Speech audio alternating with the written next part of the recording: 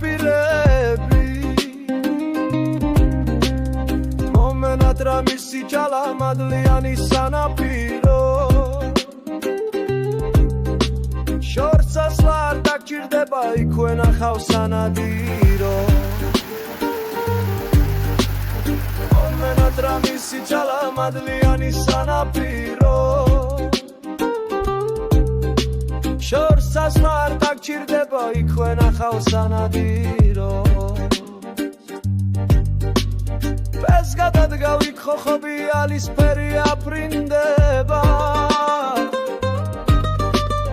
რა კარგია აფრენასთან ოცა თოფიც გავარდება დედალი რომ აფრინდება გაიგოლებს უკან მამლებს